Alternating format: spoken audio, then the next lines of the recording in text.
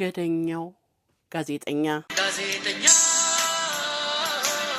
አለቆቹን በሽጉጥ እያስፈራራ ደሞዝ ያስጨመረው ቢሮ ውስጥ አልጋ አስገብቶ የተኛው የእስር ቤቶችን ሁኔታ ለማወቅ ሲል ሆን ብሎ ወንጀል ሰርቶ የታሰረው ሳይሞት በውሸት ሞቻለሁ ብሎ አስነግሮ ከለቀስተኛው መካከል የተገኘው ከአንድም 4-5 ጊዜ ከሞት ደጃፍ የተመለሰው በደፋር ብዕሩ የመንግስትን ሥርዓት ሲተች የኖረው የበርካታ መጻሕፍት ደራሲ የሆነውና ሞገደኛው ጋዜጠኛና ደራሲ መንግስቱ ገዳሙ የዛሬው ባለ ታሪካችን ነው።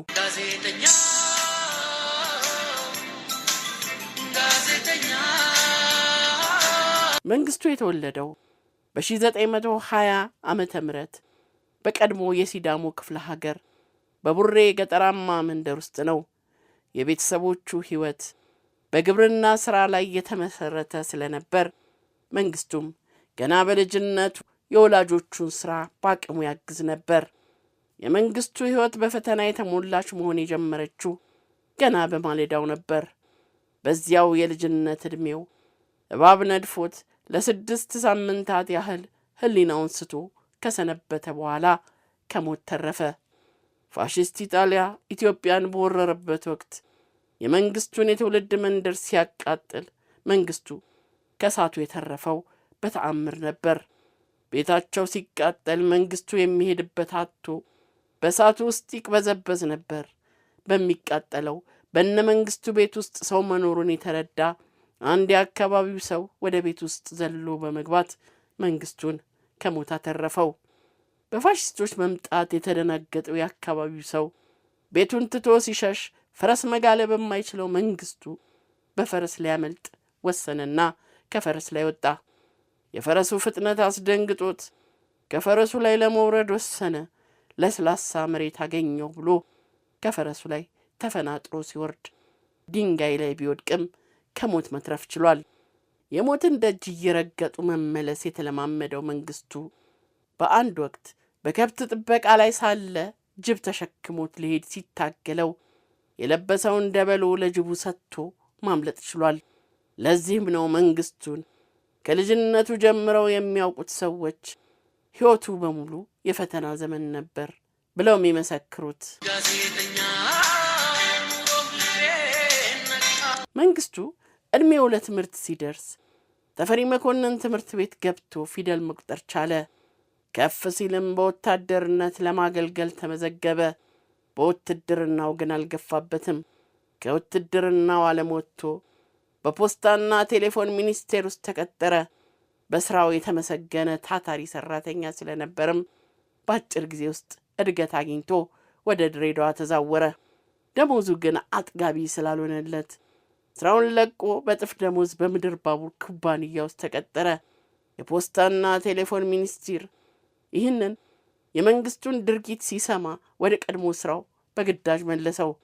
መንግስቱ ግን ላለቆቹ ውሳኔ የሚመች አልሆነም።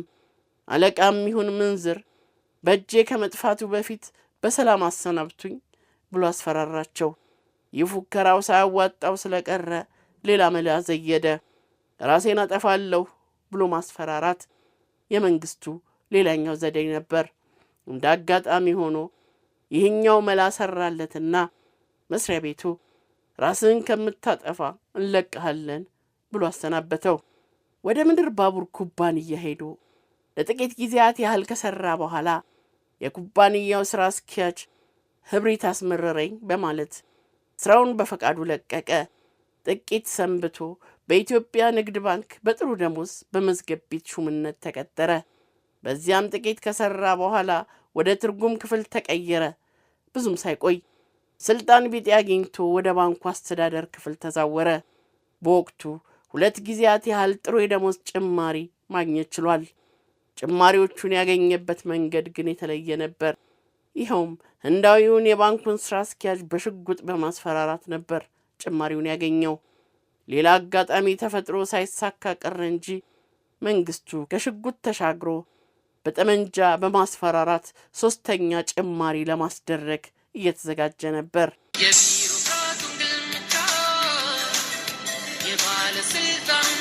ባህል አስከብራለሁ በሚል ምክንያት በርኖስ እየለበሰ ቢሮ መግባትም ጀምሮ ነበር። በዚህም ተከሶ ማስጠንቀቂያ ተሰጥቶት በብዙ ልመና በርኖሱን አወለቀ።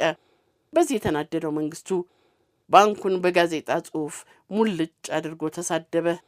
ይባስ ብሎም ንጉሠ ነገሥት ቀዳማዊ አፄ ኃይለ ሥላሴ የባንኩን አገልግሎትና አሰራር ሊጎበኙ ወደ ባንኩ በሄዱበት ወቅት መንግስቱ ወደ ክፍሉ ደብቆ ባስገባው ተጣጣፊ አልጋ ላይ ተኝቶ ተገኘ። ለምን ቢሮ ውስጥ እንደተኛ ሲጠየቅም አለቆቼ ስራ ስለማይሰጡኝ የምሰራው ስራ ሳይኖር በከንቱ ደሞዝ እንደሚከፈለኝ ለማሳወቅ ነው ብሎ ተናገረ። በዚህ አድራጎቱ የተበሳጩት አለቆቹ በማግስቱ የስንብት ደብዳቤ በፖሊስ እጅ ላኩለት። በባንኩ የሥራ ኃላፊዎች ውሳኔ ያልተስማማው መንግስቱ መስሪያ ቤቱ ላይ ክስ መሰረተ። መንግስቱ መስሪያ ቤቱን አሸነፈ። ነገር ግን ጉዳዩን ተከታትሎ ሳያስፈጽም በማስታወቂያ ሚኒስቴር በጋዜጠኝነት ተቀጠረ። በዚህኛው መስሪያ ቤት የመንግስቱ መንፈስ የተረጋጋ መሰለ። በወቅቱ በጋዜጣ ላይ በሚያቀርባቸው ጽሑፎች በብዙዎች ዘንድ እውቅናን ለማግኘትም በቃ። በወቅቱ በጽሑፎቹ ይዳስሳቸው የነበሩት ርዕሰ ጉዳዮች አብዛኛዎቹ የሥራ ባልደረቦቹ የማይደፍሯቸው ነበሩ። በጋዜጠኝነት የጀመረው ጽሑፍ ወደ ደራሲነት አሸጋገረው። የድርሰት ሥራውን የጀመረው በማስታወቂያ ሚኒስቴር ውስጥ በጋዜጠኝነት ተቀጥሮ ማገልገል ከጀመረ ወዲህ ነበር። የመጀመሪያ ሥራውም ሌላው እንደሚያይ በተሰኘ ርዕስ በ1949 ዓ.ም ለአንባቢያን ደረሰ። መጽሐፉ ልብ ወለድ ሲሆን ከጋዜጠኝነት ወደ ደራሲነት የተሸጋገረበት የበኩር ሥራው ነው። መንግስቱ ገዳሙ ከሞገደኝነቱ ባሻገር እጅግ የተለዩና አስገራሚ ሥራዎችንም ይሠራ ነበር።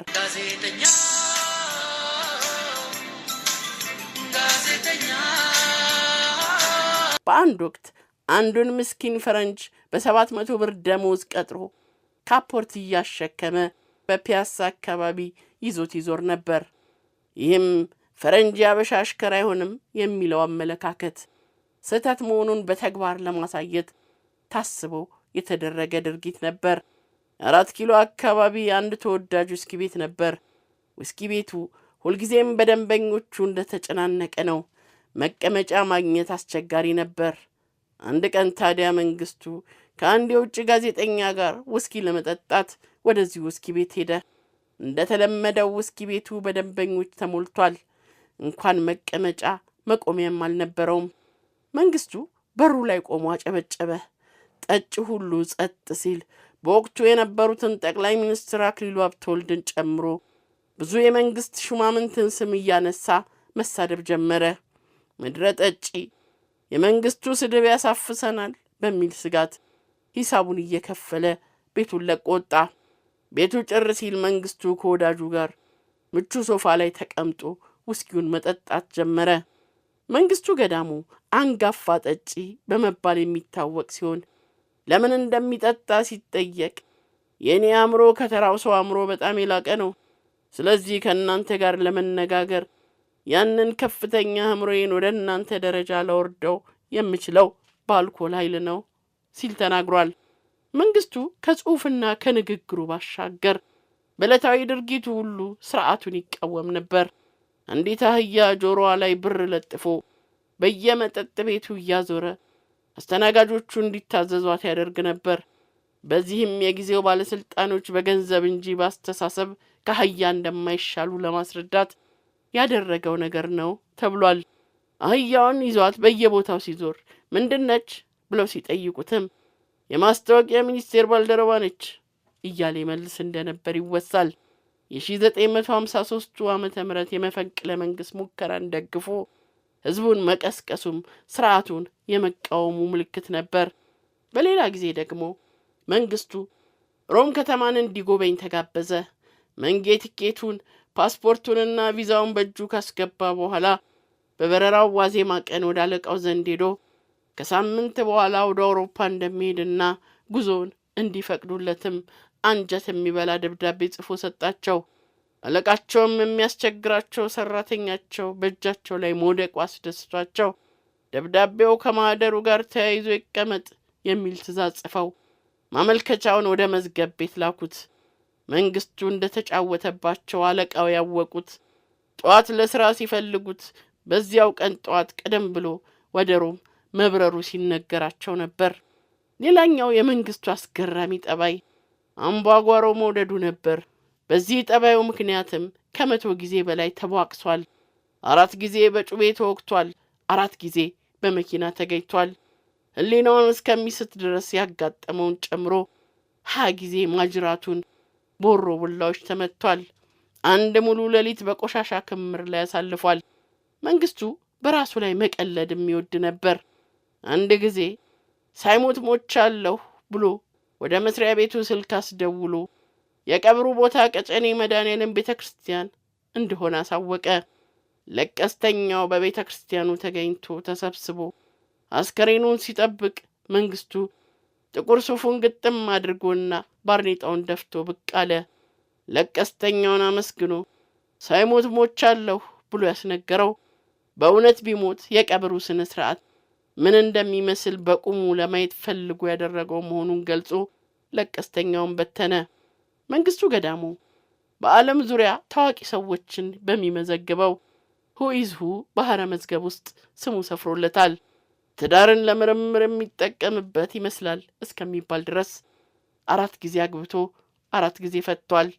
ባጭሩ መንግስቱ ገዳሙ በባህሪውና በአድራጎቱ አፈንጋጭ የሚባል አይነት ሰው ነበረ። ጋዜጠኛ